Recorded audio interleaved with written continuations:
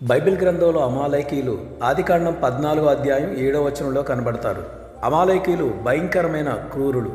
ఇశ్రాయేలీలు ఐగుప్తు దేశం నుండి ప్రయాణమై కనానుకు బయలుదేరి వెళ్తున్నప్పుడు దారిలో అమాలేకీయులు ప్రయాణం చేస్తున్న ఇశ్రాయేలీలలో అలసియున్న బలహీనులను అందరినీ కూడా చంపేశారు. అంటే దొంగచాటుగా దేవుని ప్రజల మీద దాడి చేశారు. ఒకసారి ఇశ్రాయేలీలు యెహోవా మాట చొప్పున సీను అరణ్యం నుండి రెఫీదీములోకి వచ్చారు. అప్పుడు అమాలేకీయులు వచ్చి రెఫీదీములో ఇశ్రాయేలీలతో యుద్ధం చేయడానికి సైన్యంతో వచ్చారు.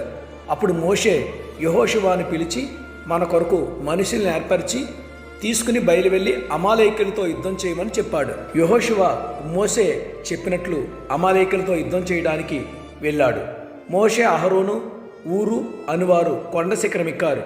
మోషే తన చెయ్యి పైకెత్తినప్పుడు ఇశ్రాయేలీలు జయిస్తూ ఉన్నారు. మోషే చెయ్యి కిందకి